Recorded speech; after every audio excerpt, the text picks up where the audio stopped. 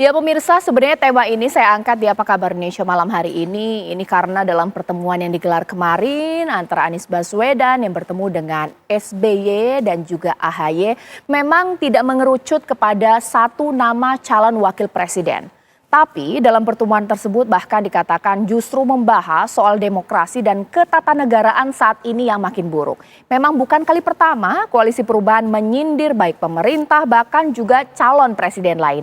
Itu yang akan saya bahas di Apa Kabar Indonesia malam hari ini. Apakah ini wajar? Apakah ini strategi? Dan sudah bersama saya narasumber saya mulai dari pengamat politik kita, Bang Adi Praitno. Selamat malam, assalamualaikum.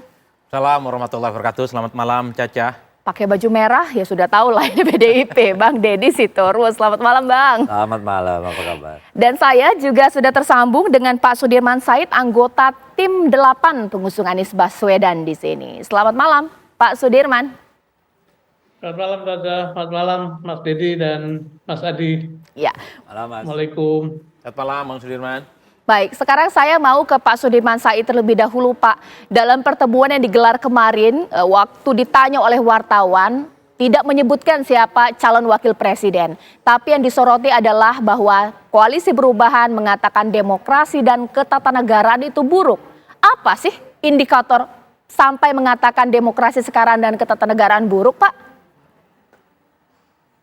Terima kasih Caca. Jadi pertemuan kemarin dengan Pak SBY itu memang lebih banyak membahas hal strategis, dan kita tahu Pak SBY itu presiden kita yang terpilih pertama kali lewat pemilihan umum langsung, 2 periode menjabat dengan satu prestasi yang luar biasa dan sangat dikenal untuk concern melakukan perbaikan-perbaikan tata kelola, termasuk penguatan KPK yang dibangun pada masa Bu Mega itu dikuatkan oleh Pak SBY, kemudian banyak sekali hal-hal sifatnya itu memperkuat tata kelola. Karena itu memang sorotan kita adalah pada situasi tata kelola negara yang kami menyebutnya mengalami pemburukan atau kemerosotan. Sebagai contoh, memang lembaga-lembaga negara yang diharapkan bisa menjadi penjaga konstitusi itu mengalami kemunduran. Jadi beberapa keputusan di Mahkamah Konstitusi, kemudian kita mengatakan indeks demokrasi kita mengalami penurunan, kemudian campur aduk antara fungsi legislatif sama eksekutif seperti tidak ada saling check and control, itu menjadi hal yang kita perhatikan, dan itu sebetulnya dalam jangka panjang membahayakan kekuatan negara kita, karena demokrasi itu kuat kalau ada check and balance.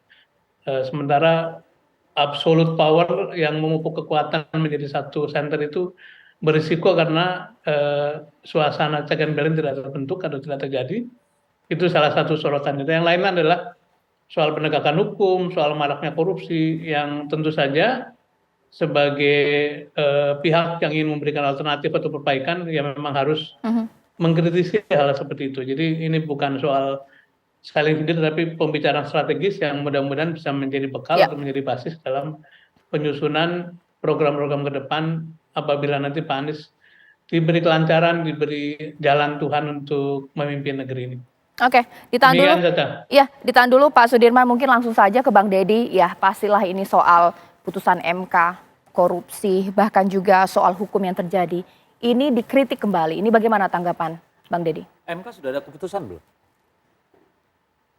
Itu memang masih isu ya yang dilontarkan. Jadi itu, apalagi tadi yang kedua? Persoalan hukum. Persoalan hukum. Persoalan Sepanjang korupsi. Republik ini berdiri ada nggak masalah hukum dan masalah korupsi? Ada ya.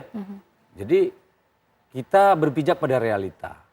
Realitanya kan masyarakat tingkat kepuasannya terhadap pemerintah itu rata-rata di atas 75 hingga 82%. Jadi yang sibuk nyinyir dan nyindir ini saya kira harus berkaca pada realita. Janganlah hidup di ruang-ruang menara gading lalu menilai seenak-enaknya. Kalau dibilang ketatanegaraan buruk, apakah ada proses ketatanegaraan kita yang amburadul? Kalau ada, saya kira negara ini sudah dalam kondisi chaos. Ya, jadi terlalu berlebihan kalau menurut saya. Kalau itu caranya menarik simpati atau perhatian orang, saya kira terlalu childish ya, terlalu overplay kalau menurut saya. Dimainkan terlalu berlebihan. Bicara demokrasi, siapa yang punya persoalan dengan demokrasi sekarang? Apakah ada orang yang tidak bisa berbicara? tidak bisa berpartisipasi dalam pemilu, tidak bisa mengkritik, check and balances. Ya. Ini partai seperti Demokrat, PKS, ya, bahkan di dalam koalisi pemerintahan sendiri sering mengkritik pemerintah. Jadi di mana tidak ada check and balances? Saya kira persoalan penegakan hukum, polisi itu udah ada 2, yang pangkatnya mayor jenderal dibawa ke muka hukum, menteri kena kasus korupsi ditangkap KPK, apalagi bukti yang Anda perlukan supaya jangan jangan sembarangan menuduh. Bicara indeks demokrasi, ya, ini menurut lembaga The Economist Intelligence Unit (EIU), ya, ini lembaga observer analisis politik global di London, ini mengatakan bahwa indeks demokrasi Indonesia pada tahun 2022 mengalami peningkatan, naik 12 tingkat dari ranking 64 tahun 2020, tahun 2021 itu pada ranking 52 dunia. Jadi orang ini ngomong nggak berbasis fakta, tapi seenak udelnya gitu. Jadi dan saya juga tidak pernah mendengar Pak Ganjar nyindir, ya.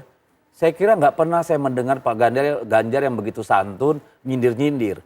Tetapi kalau Anies Baswedan, saya kira selain hal yang absurd, memang yang kita dengar, publik dengar itu kan sindir menyindir, ya. Banyak hal yang kita dengar dan kita lihat. Gitu. Ditanggapi dong Pak Sudirman, absurd, tidak berdasarkan fakta dan hobinya menyindir ini, bagaimana? Ya, saya tidak ingin merespon ya, tapi mengembalikan fakta-fakta. Tadi misalnya dikatakan tata negara buruk, misalnya kok bisa ada jenderal polisi terkena hukum, kok bisa ada menteri berturut-turut kena kasus korupsi. Itu kan betul ditindak, tapi itu kan artinya memang ada hal-hal yang mesti kita jaga dan ternyata itu tidak terjadi.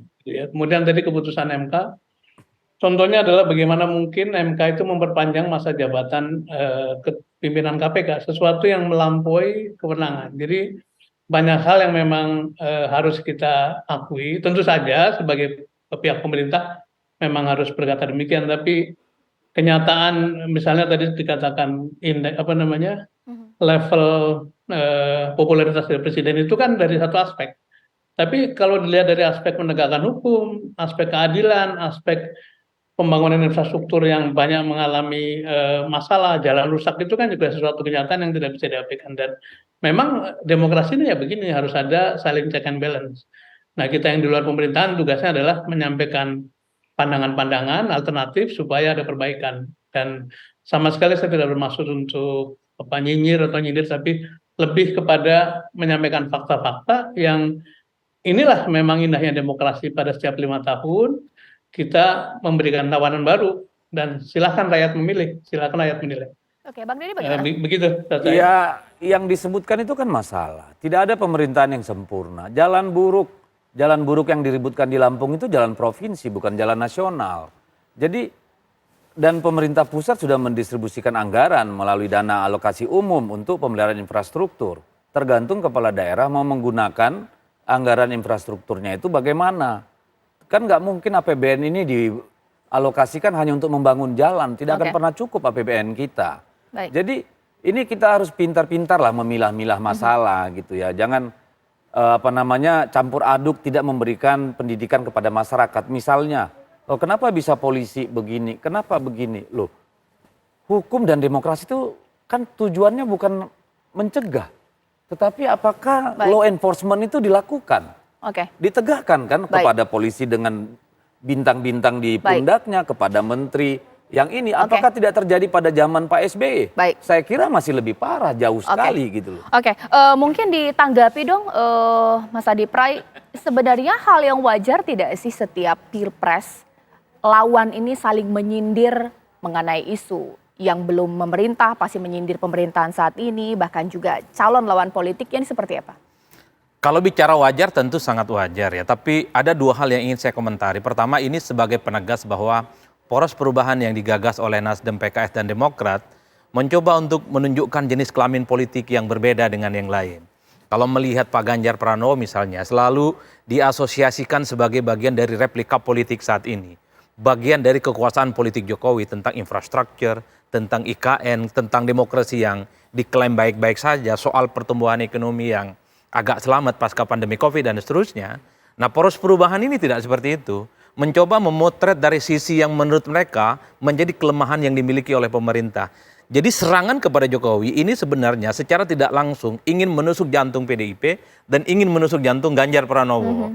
Makanya yang dikritik misalnya soal demokrasi, yang dikritik soal ketatanegaraan, kasus-kasus yang belakangan ini begitu kuat mencuat.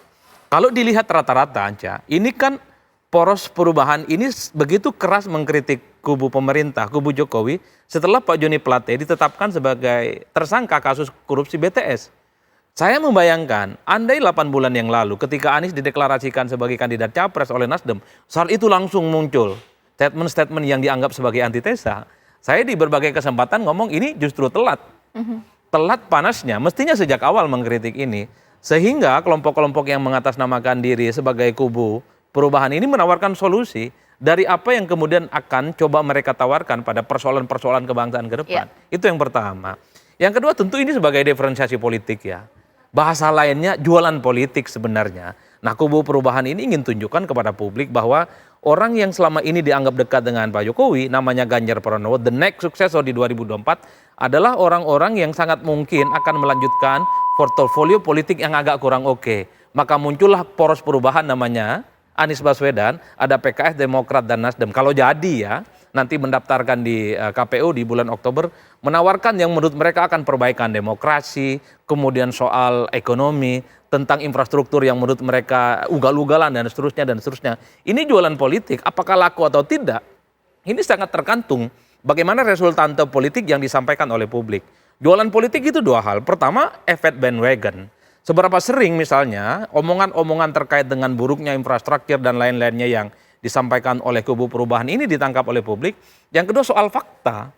Karena yang faktual inilah yang kemudian akan lama. Kalau kritik terhadap pemerintah itu dianggap tidak faktual, seperti yang disampaikan oleh Bang Deddy Sitorus, tapi hanya berdasarkan kasuistik, isu ini tidak akan begitu lama ditangkap oleh publik. Kalau cuma seminggu, 2 minggu, ataupun sebulan, ini cukup untuk memenuhi ruang publik yang penuh dengan kegaduhan dan hore-hore. Tapi jangan pernah berharap akan menjadi preferensi pilihan politik. Karena yang sifatnya absurd, tidak bisa dibuktikan, itu cenderung dia akan hilang di telan bumi, ditutup oleh fakta-fakta politik yang juga dibantah oleh kubu pemerintah, dibantah oleh kubunya Bang Deddy dan kubu Ganjar Pranowo. Ini yang saya sebut diferensiasi politik. Apakah jualan bahwa negara ini tidak baik-baik saja oleh kubu perubahan laku ketika ditawarkan kepada publik, ataukah bahwa negara sedang baik-baik saja dengan capres namanya Ganjar Pranowo, itu justru yang laku. Kan ini yang sebenarnya publik disuguhkan pada satu pertarungan politik dengan narasi-narasi yang menurut saya sedang berhadap-hadapan.